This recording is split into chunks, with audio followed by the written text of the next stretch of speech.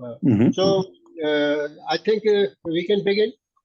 And Yes. before I request you to begin, I would like to thank you for having accepted our invite on behalf of You're welcome. FPRC and FPS. And we hope the audience will benefit by what you say on the subject. So please go ahead with your address. Okay. Now I'm telling you something about the India-European relationship. And my topic will be subdivided into three subtopics. First, I will give you a brief background. Then I come to common strategic interests and cooperation, and I want to clarify where do they differ and what do they have in common. And finally, I will tell you something about the relationship in the context of the Ukraine war. So first of all, a short, brief background.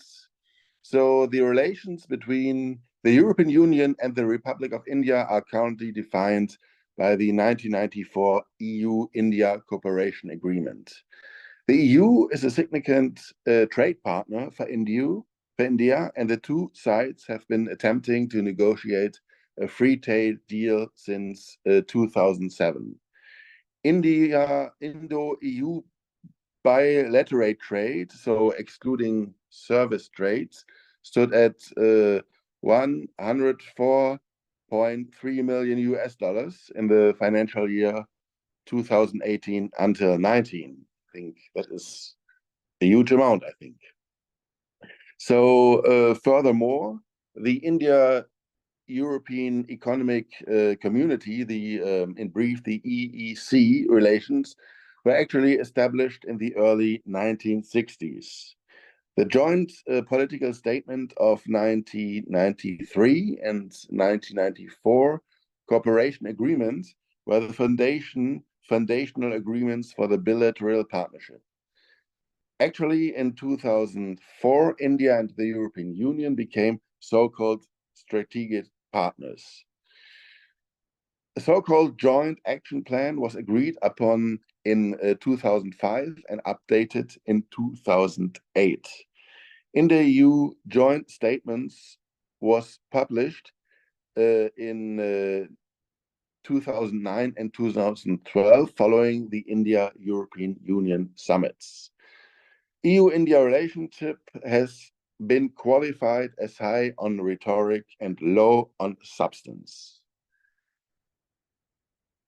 So the next TOP is, as I've mentioned before, the common strategic interest and cooperation.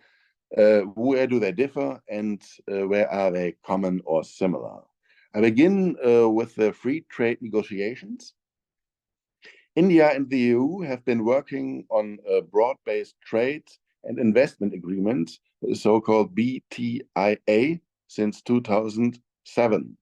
But India's trade regime and regulatory environment remain comparatively restrictive. Seven rounds of negotiations have been completed without reaching a free trade agreement. That is very disappointing, I think. In January 2015, India rejected a non-binding resolution passed by the European Parliament pertaining to maritime incidents which occurred within Indian continuous zone. European Union ambassador to the India, João Gravino, played down the resolution, saying that the case will be resolved in accordance with Indian and international laws.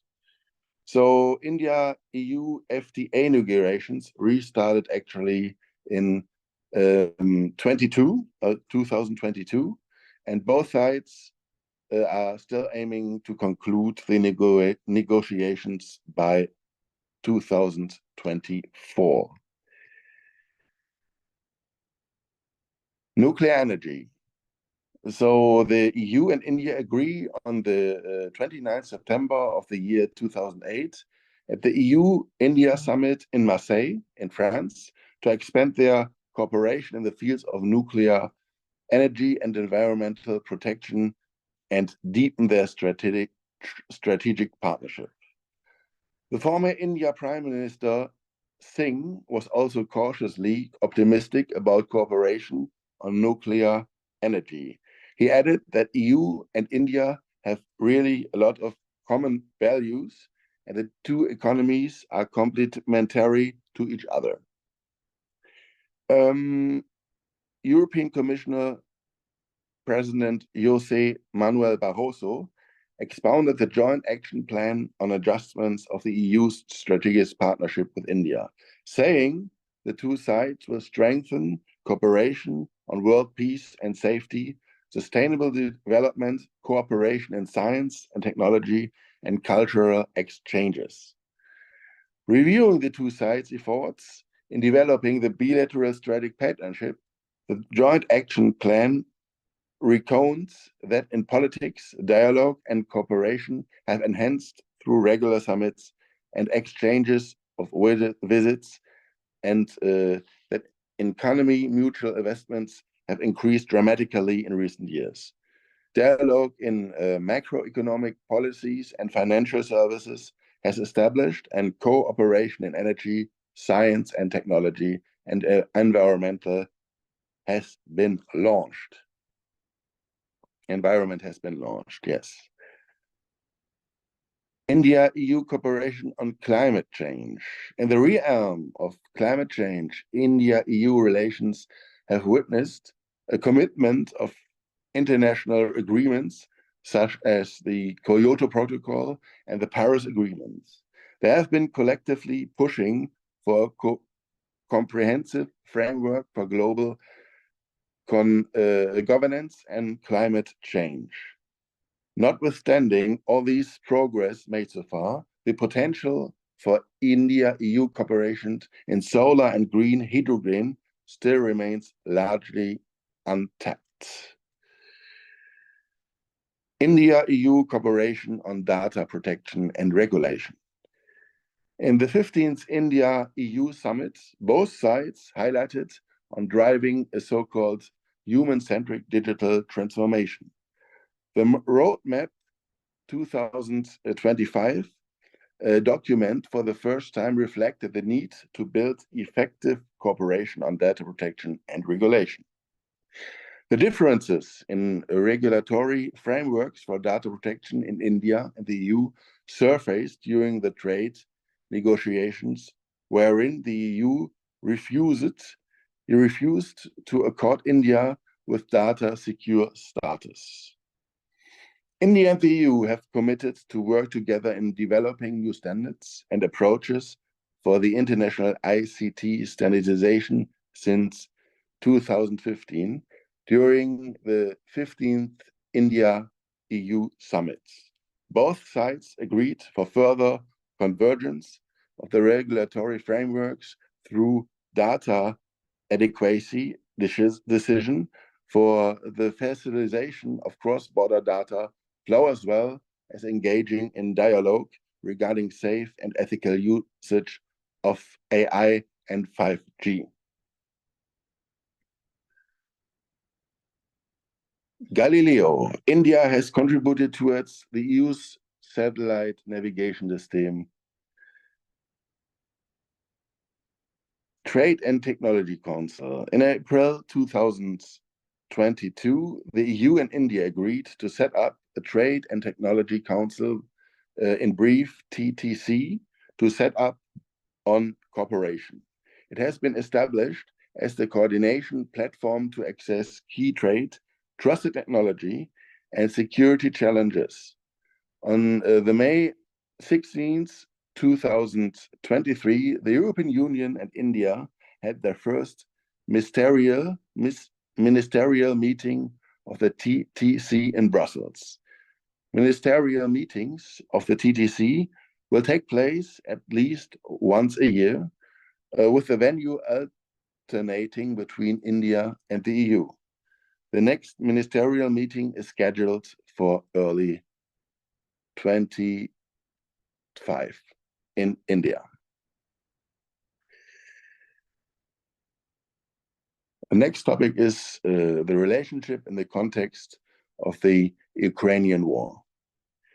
India's abstention in the three resolutions on the UNGA and the United Nations Security Council responds to state interests based mainly on known interference on maintaining the strategic alliance with Russia and avoiding any type of retaliation by none of the parties through neutrality.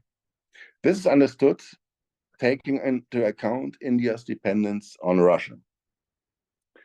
For the EU, actually, India's position in these resolutions play a fundamental role, taking into account that this is the state with the greatest demographic weight, a member of the BRIC states, and one of the main agents in the so-called Indo-Pacific. The European Union has expressed its discomfort with India's decision regarding the abstention. But nevertheless, both agents agree to disagree on this aspect. The European Union, on the one hand, understands the circumstances that have motivated India to abstain and even knows that this is not capable of changing its mind under the current circumstances. India will maintain its position of non-alignment. In addition, the bilateral relations of both agents have historically been based on economic relations that provide great mutual benefits, among which market diversification stands out.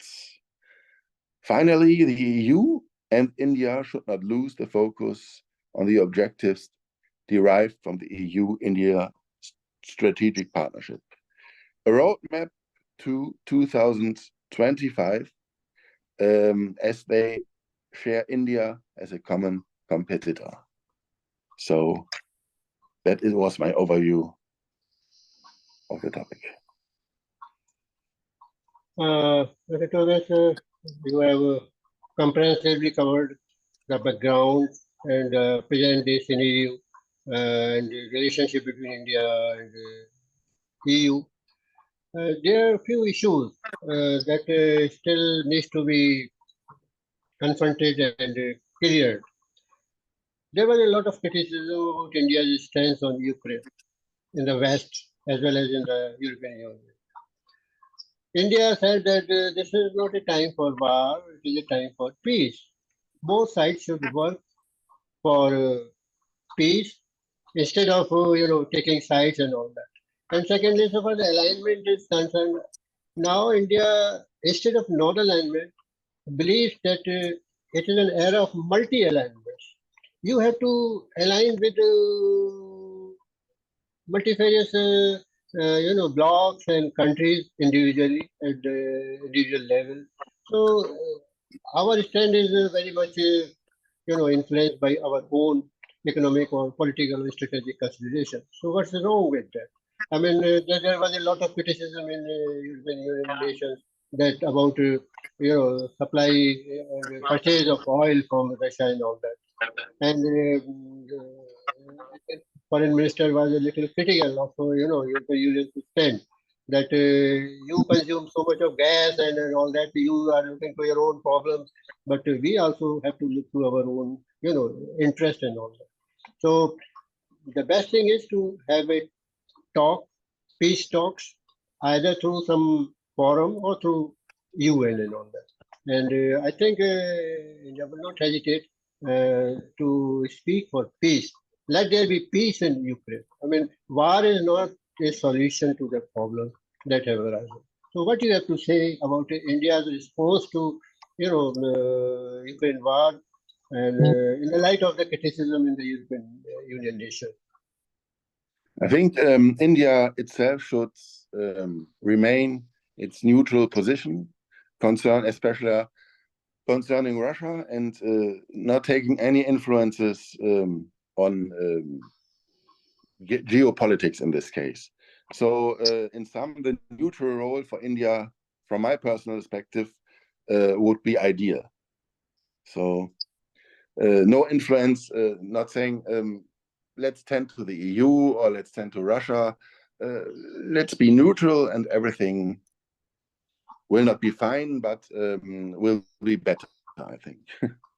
No, you are, you have a perspective which is not to be refuted.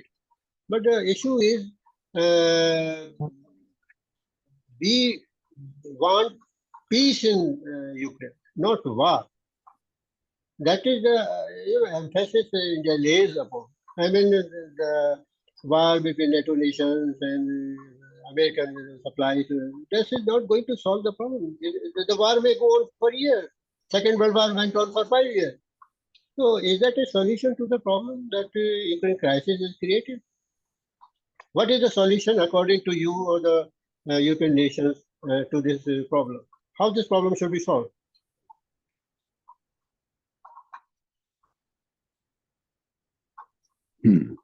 It's a good question.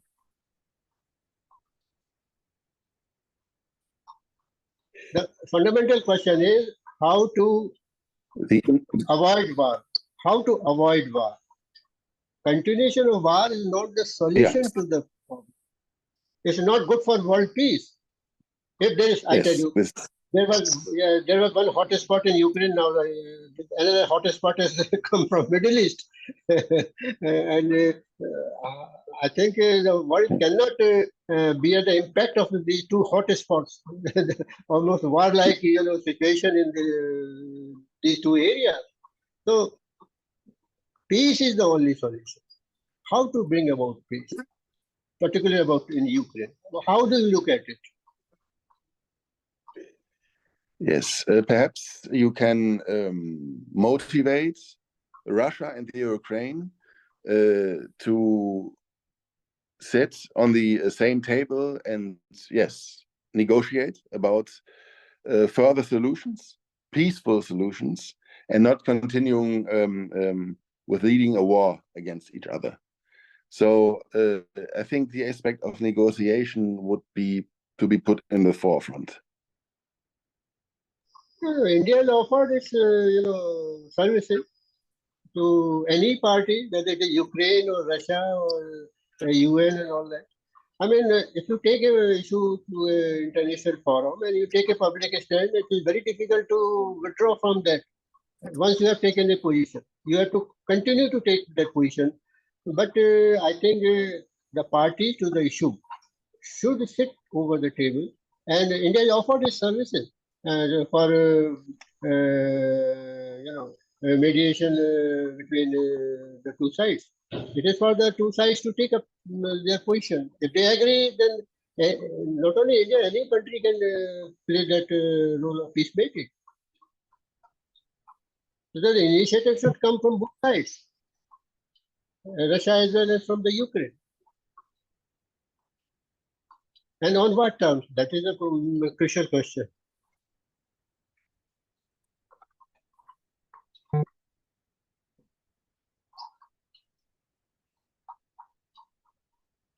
Any third party role, I think, ruled out in the Ukraine crisis.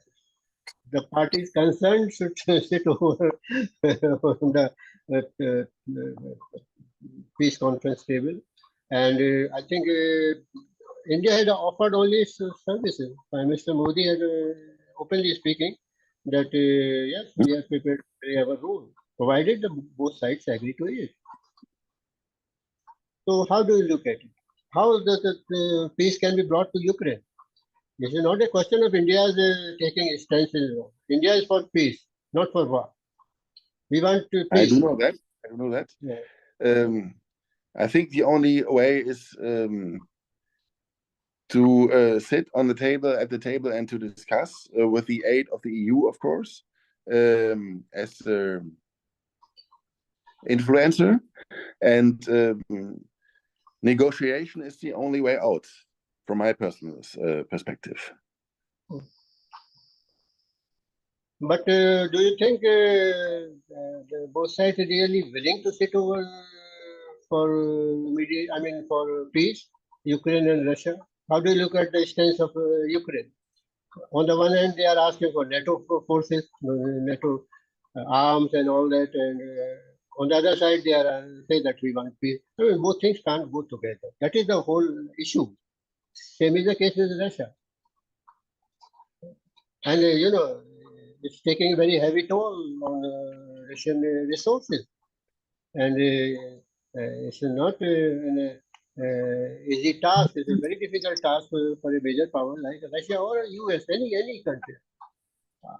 Your results are going to be exhausted someday. It can't go on for years and years together. That is the whole thing.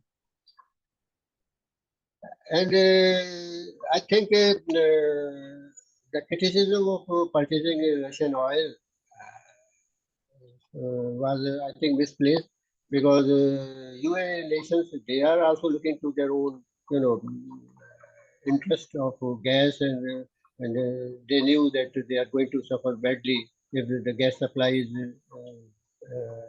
broken or reduced and all that. So in the case with India, India is also looking at its own, not only political but economic interests also. So there should be a common understanding about the interest of the two sides, and without that, I think no solution to that problem can be got out. And there is another related question about European Union's interest in the Indo-Pacific area. And European Union is very keen to have cooperation with India in Indo-Pacific. So how do you think this cooperation is going to be of benefit both sides? Indo-Pacific. That is that is a route through the world's the shipping takes place. A lot of material is taken through ships, so that if that is blocked by China and all that. So that is a common worry for European Union as well as for India. So how do you look at what are the prospects of this cooperation? Do you think that it will be possible to have this cooperation? Because both face the same problems, European Union as well as India. Yes, yeah, I think the EU and India, they should not lose that focus on the objectives derived from the EU partnership, India partnership, strategic partnership. And the main thing is, yes, the so-called roadmap of 2025. And as they really share India as a common competitor, it's China, of course, I mean, as a common competitor, and to try to integrate China in a peaceful way more, that it shouldn't approach to Russia so much. So that is there, and I think if there is a cooperation, fruitful cooperation between European Union and India in this arena, it's going to pay dividends to both of them because their international trade depends on that route. Yes, so definitely. India, that is a worry. We have to strengthen it more. Yeah. Now I think. Besides economic, issues, political issues, strategic issues. Now I come to cultural relations between India and European nations. They have been very rich. There have been very rich relationship between the two sides. How more can be done to enrich this cooperation? How this cooperation can be increased? What are going to be your suggestions? People-to-people contact. Yes, I think we between EU and India, you mean? Yes. Yeah. Yes, more in an economic, political, and of course cultural way. I've been to India for 3 years. I worked as a lecturer at the Manipal Higher Education Academy, and there I got to learn a lot of the language, the culture, the economy. And let's put the focus on this and strengthen that relationship. There is one more issue about Indian students seeking admission, in the UK, and also European Union nations. Indian students are very fond of joining very good universities and institutions there. But recently there have been some issues about visa for international students in these countries. Don't you think that problems should be solved by the European nations? Because a lot of students, Indian students, wish to travel to US for their higher studies and all. They believe that there are some various good university institutions, very good courses are there. So they just want to, fly to this area and all that. So what more can be done by European nations to encourage Indian students to come to Europe? Yes, there is formal. It's a law that's been in progress that, for instance, Indian students don't have to learn the German language anymore. So everything is done for them in English. So that might be very attractive for them, because my students, I taught German, EU policy, and English in Manipal, and they all liked the way I was teaching, and they liked the German language. But they were very relieved when I sent them the link that the obstacles will go down, so that they don't have to really learn any German anymore. So they can communicate, especially in legal terms, in Germany. So that might be an advantage, that the legal obstacles for coming to Germany get down. There's one more issue related to this about the work permits after they finish their studies in Europe. Some countries allow foreign students to work for a year or two. Previously, they were not allowed to stay anymore after finishing their studies. They had to go back and all. But the students wanted to, put their learning Yeah. to practical, training and all that. So they wanted to stay more for a year or two. I think there has been some sort of liberalization on the part of the Yes. European nation. I mean, they can stay back and work for a year or two.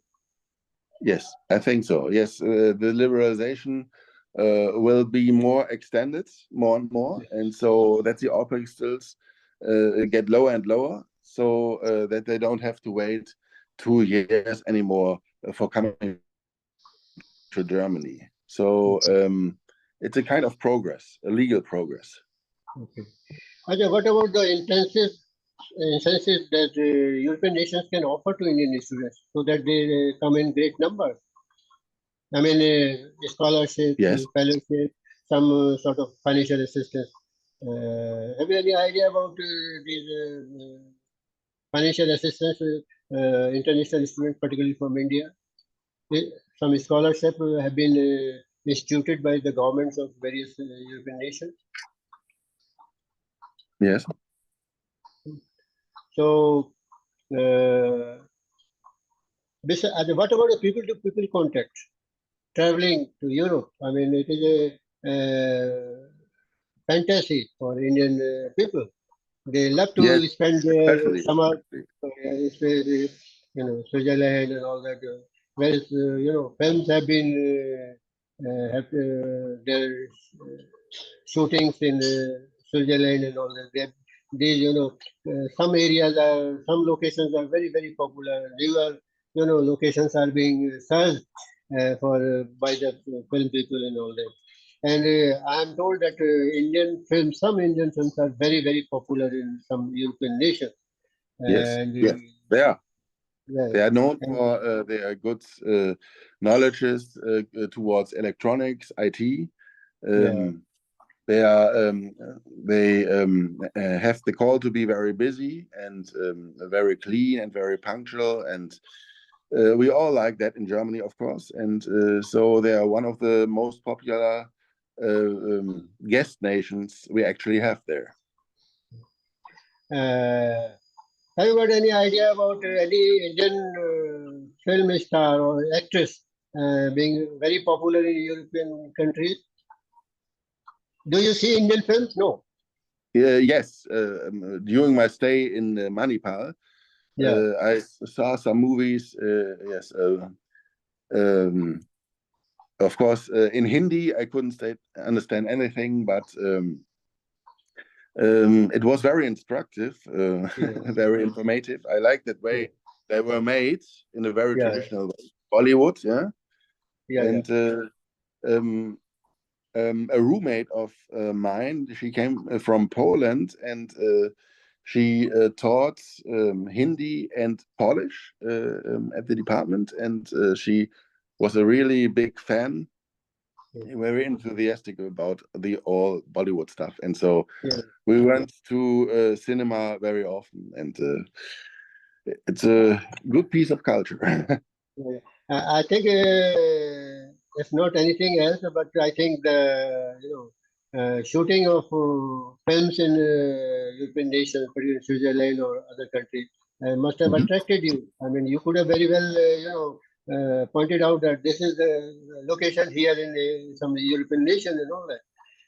I'm reminded of Shah Rukh Khan and one more that lady. They're very popular, in some European countries and all that. I mean, their songs are very, very popular and all that. So, Tobias, I'm thankful to you. And would you like to add anything about what you have said already on or some new aspect of India-European relations? How do you look at the future of India-European relations? Oh, I think it's a good view, but a lot of more has to be done. Yeah, from my perspective, especially, and if I get the chance to go back to India, I will do it immediately. Okay, okay. How comfortable was your stay in India? Were you It comfortable was. It here? was. I Okay. lived in a very comfortable housing accommodation that was called what was it called? Oh, it was a huge building. I had a platform with a view on the Arabic Sea and own swimming pool and own guards, and it was very comfortable for me. I liked my stay there. What about the food? Did you taste any Indian food? Oh yeah, No. yeah. One of my favorites. Okay. I have to Any favorite? confirm, yeah. Any favorite dish? Uh, um, um, something with chicken, very hot and spicy. Okay. Yeah. I mean, the Indian curry is very popular in in the UK and Australia and all that. I Yeah, know. tandoori chicken. Okay, okay, okay. Yeah, yeah, yeah. I can understand that. And do you have this language barrier? I mean, while talking to the people here in India? No, I think that was doable. It was doable. Okay.